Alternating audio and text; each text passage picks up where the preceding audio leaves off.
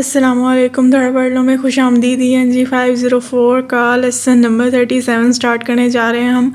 Second language learning and learner motivation, topic number 218 से 223 तक आज हम कवर करेंगे। ये डीप प्रोसेसिंग और सरफेस प्रोसेसिंग का इसमें सबसे पहले कॉन्सेप्ट दिया है, जो कि हम पिछले चैप्टर में पढ़ चुके हैं, जो कि बिग्स ने दिया था। जो सरफेस और अचीविंग और डीप जो था वो यही है। जब आपने काम को मगरो लाना होता है, कोई आपकी इतनी पर्सनल उसके साथ अटैचमेंट नहीं होती काम से, तो आप सरफेस प्रोसेसिंग करते हैं, ठीक है। और डीप प्रोसेसिंग जब आप उसके अंदर घुस जाते हैं, ठीक है। तो ये बहुत ही ज़्यादा सीधे अल्फाज में मैंने आपको बताया है। पिछले चैप्टर में मैं काफ़ी डिटेल से इसे डिस्कस कर चुकी हूँ, मैं इसे दोबारा डिटेल से नहीं बता रही, ठीक है। ये बस आपने रीड आउट करना है एक बार जी। MCQs यहाँ पे देख लें।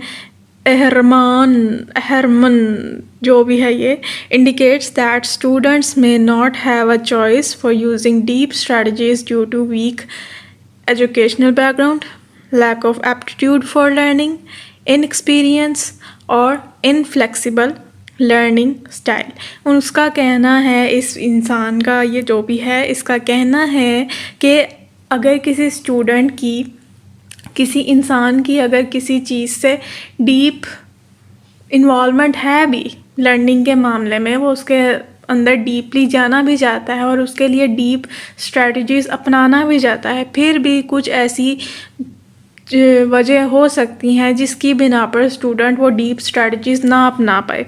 वो क्या क्या वजह हैं? वीक एजुकेशनल बैकग्राउंड के, उसका जो एजुकेशनल बैकग्राउंड वो वीक हो, इतना ज़्यादा कोई वहाँ पे इतना पढ़ने पढ़ाने का रिवाज ना हो, या उसकी तरफ इतना ध्यान ना दिया जाता हो, या पढ़ाई ही बहुत ज़्यादा जिसे कहें कि पसमानदा किस्म की हो। Lack of aptitude for learning, उस इंसान के अंदर लर्निंग के इतने एप्टीट्यूड ना हो, इतना ना उसके अंदर मोटिवेशन हो कि वो सीखे, या उसके अंदर डीपली इन्वॉल्व हो। एक इनएक्सपीरियंस, उसे पता ही ना हो उस चीज़ का कि हाँ जी, ये स्ट्रेटजीज़ नाम की भी कोई चीज़ होती है, या मैं इस तरह स्ट्रेटजी अपना के इस चीज़ को सीख सकता हूँ। इनएक्सपीरियंस हो वो। और इनफ्लेक्सिबल लर्निंग स्टाइल, उसका कोई जो लर्निंग स्टाइल है वो इनफ्लेक्सिबल हो, इतना उसे पता ना हो कि ये स्ट्रेटजीज भी हो सकती हैं, या मैं अपनी लर्निंग स्टाइल को इस तरह भी मोल्ड कर सकता हूँ। उसका बहुत ही ज़्यादा स्ट्रिक्ट किस्म का लर्निंग स्टाइल हो। ये जी सारे उसने वजह बताई हैं। अच्छा जी, again MCQs। Effective factors in second language learning includes motivation, self efficacy, tolerance of ambiguity and anxiety.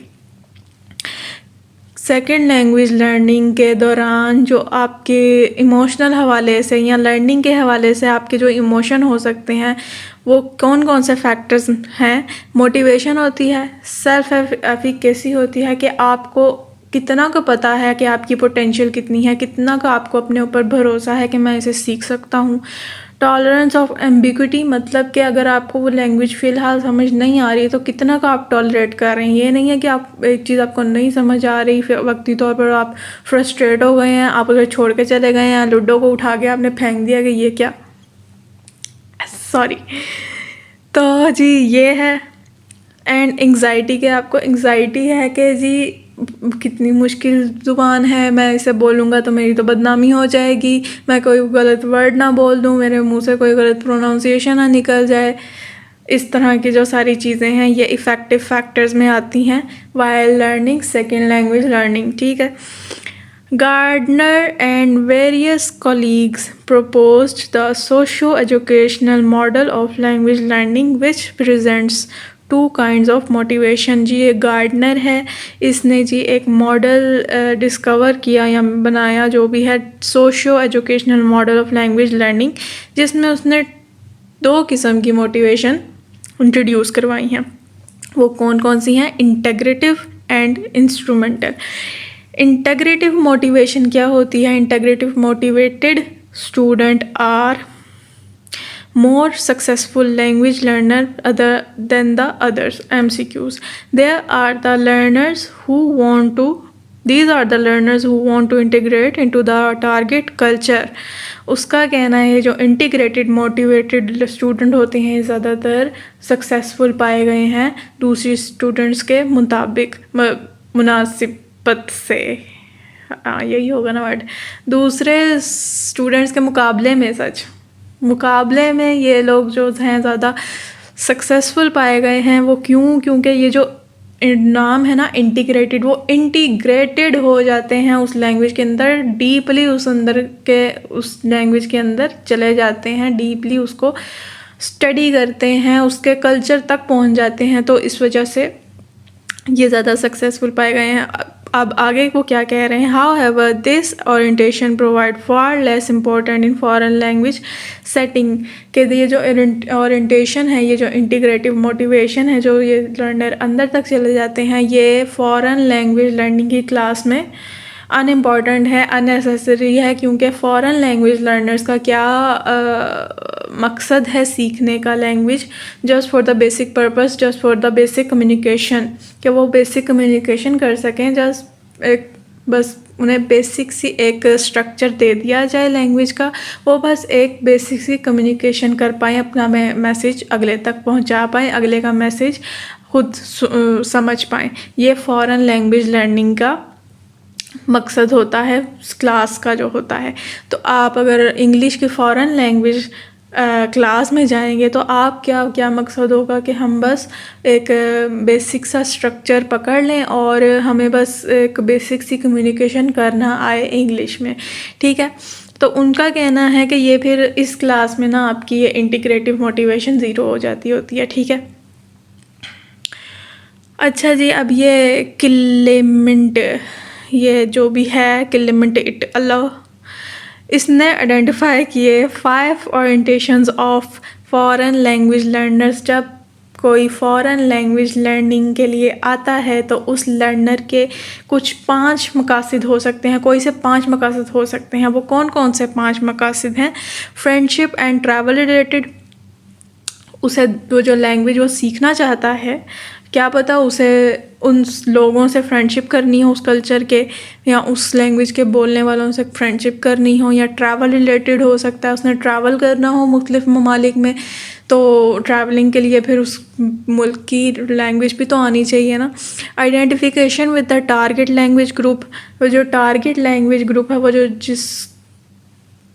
जो लैंग्वेज सीखना चाहता है उस लैंग्वेज के लोगों से वो कम्युनिकेट करना चाहता है या आइडेंटिफाई करना चाहता है उन्हें, या ख़ुद को उनसे इंट्रोड्यूस करवाना चाहता है। जो भी है एक कम्युनिकेशन उसका बेसिक मकसद है दरमियान का।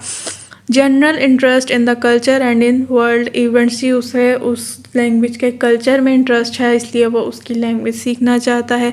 Knowledge expansion and career improvement, वो जी अपने करियर को इम्प्रूव करने के लिए या अपनी नॉलेज बढ़ाने के लिए वो लैंग्वेज सीखना चाहता है। करियर को इस तरह इम्प्रूव करवाने के लिए कि वो इंटरनेशनल बिज़नेस अपना फैलाना चाहता है। तो जब वो बिज़नेस फैलाना चाहता है तो जाहिर सी बात है फिर उसे मुख्तलिफ ममालिक की जहाँ जहाँ वो बिज़नेस फैलाना चाहता है वहाँ पे उसको